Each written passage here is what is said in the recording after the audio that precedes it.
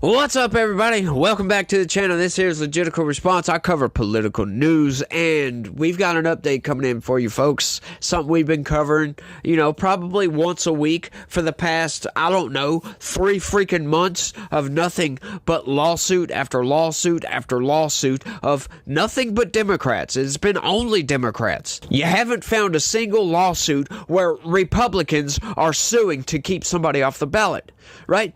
Democrats were fighting tooth and nail, taking Democrat voter donations, for crying out loud, and using that to file lawsuits to keep people off the ballot to make less democracy. And these are the same people that are getting out there yelling and screaming, gnashing their teeth about saving democracy. It's all a bunch of insanity. And now guess what they're doing? They've turned tail. They're going the other direction. They are fighting tooth and nail to keep RFK Jr. on the ballot, now that he wants to come off of the ballot in the swing states. He's desperately trying to get his name off the ballot. Because why? Because he dropped out. He's no longer a presidential candidate. So why should they keep his name on the ballot, right? Looking at this base logic, you take him off the ballot. He's not running anymore. Anybody that votes for RFK Jr. is going to be disenfranchised because they're voting for somebody who's not even running. What if RFK Jr. wins the election? Right? Like, I know that's totally preposterous statement I just made. What if he wins? He wasn't going to win in the first place, but what do you do at that point? He's not running. Can he accept the presidential election, for crying out loud? He's not a candidate anymore. You have to take him off the ballot because you're disenfranchising voters, right? People are voting for somebody who's not even freaking running. And this is coming from Democrats, right? These are the people that want non-citizens to freaking vote, as we covered in my last video. They're so worried about voter suppression, but yet they're going to keep somebody on the ballot. So if somebody just doesn't pay attention to the news and wants to vote for RFK, they're going to go vote for RFK, even though he's not even running for president. What sense does that make, Democrats? I would love for somebody to answer that down in the comment section, because I always have some Democrat come in and leave some ridiculously insane comment about me being insane or something like this. But this is just base logic here. Base logic. Democrats are constantly yelling and screaming about voter suppression because Republicans want some integrity around our elections. We want some security. We don't want non-citizens voting in our elections because we don't want other people who are not even supposed to be here deciding or having a say in our elections whatsoever, because they're not supposed to be here. They came here illegally. Right? Well, I have no problem with somebody with a visa who has actually filled out an application to be here as a citizen, who is waiting on citizenship status. Once again, like I said in my last video, I have no problem with those people voting if they're going to pretty much secure citizenship. Yeah, I have no problem with these people voting as long as they have a job, they're paying taxes, blah blah blah, benefiting society. Hey, go right ahead, more power to you. All the non-citizens, if you're waiting on your citizenship status, go right ahead. I don't care. But Democrats, they don't care about this. They just want to fight. It's just contraryism, if you will, if that's even a freaking word. I have no idea. Let me know down in the comment section. Contraryism. Because Republicans want security, Democrats don't. Because RFK Jr. wants to come off the ballot, Democrats don't. It's always the opposite. We don't want abortions, Democrats do. What does that look like? When somebody comes up to you and says, like at the DNC this past year, they had a vasectomy and abortion truck. They were giving out free abortions and free vasectomies. I think only like 25 dudes got vasectomies, but still, what does that look like? Think about that. Go ahead. Let me know down in the comment section how you would feel if somebody came up to you and said, have you thought about getting a vasectomy? Or maybe an abortion? We're offering free abortions over here. What would you think about that person? Like, seriously. Let me know down in the comment section. But let's get into the story, because it's already been almost 5 minutes and I ain't even read the damn headline yet. I'm sorry, y'all. Robert F. Kennedy Jr. sues to remove himself from Wisconsin's presidential ballot. This is one of the most insane headlines I think I've ever read. That's retarded. I'm sorry if that offends anybody, but I'm not talking about a person. The idea that somebody would have to sue the government to take them off of a ballot because they don't want to run anymore. That's insane. And guess what? Democrats are fighting against him to keep him on the ballot. This is just getting outright ridiculous. This is some bizarro world insanity that just blows my mind every time we have another story coming about RFK Jr. trying to get on or stay off the ballot. It's just getting ridiculous, y'all.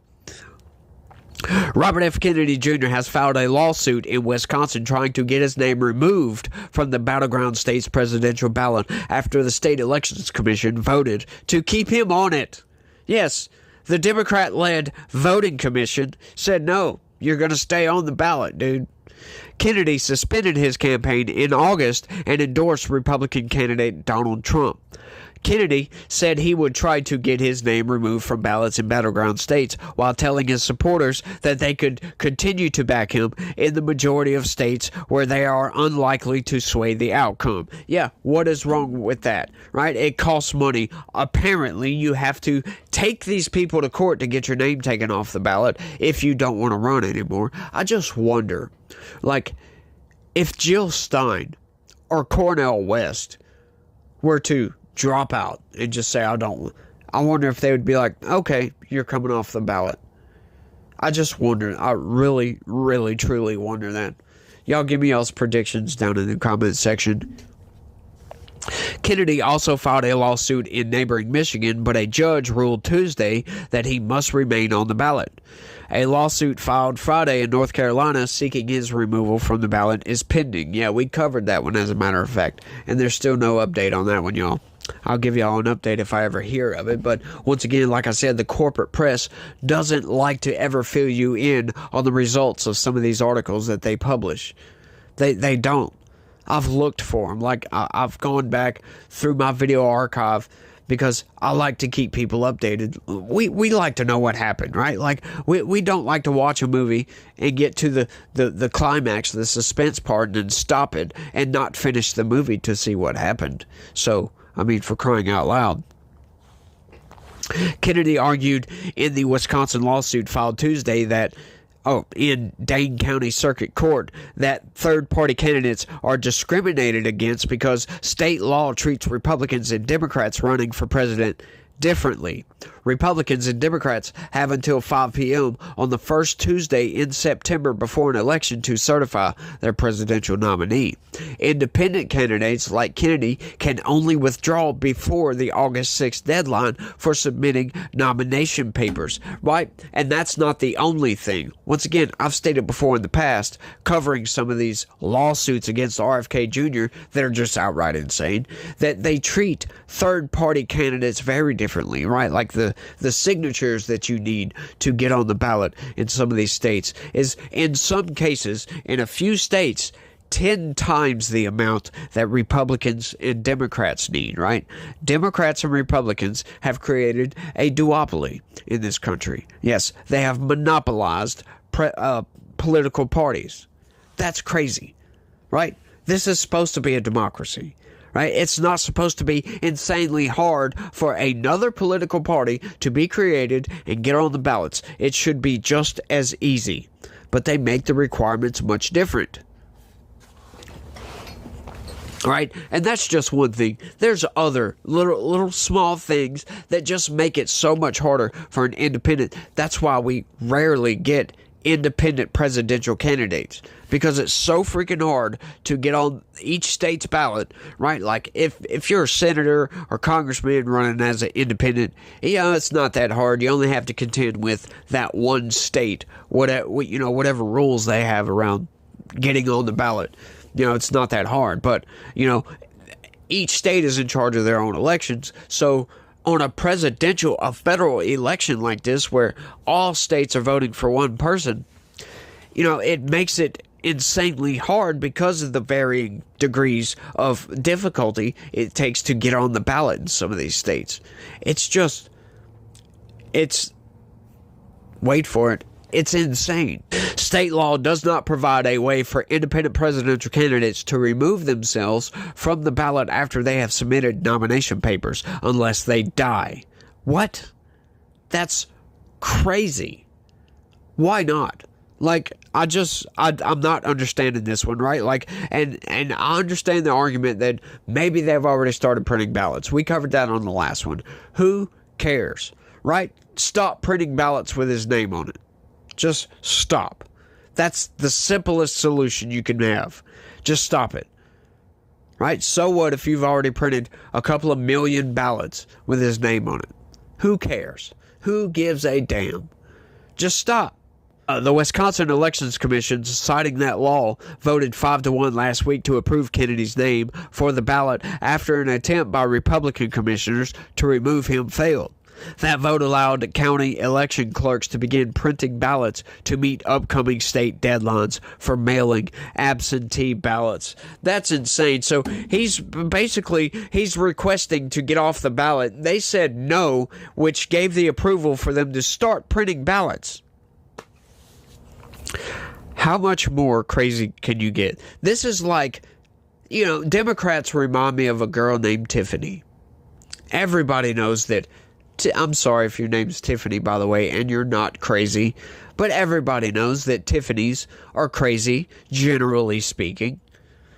It's just, that's what the Democrats remind me of, because, one instance they're taking donor dollars, they're taking your hard-earned dollars and using that to make less democracy. And then, once again, now that the situation has changed. It's just changed outright. He wants to come off the ballot. Now they're fighting tooth and nail to keep him on the ballot. How ridiculously bipolar is that? It's insane.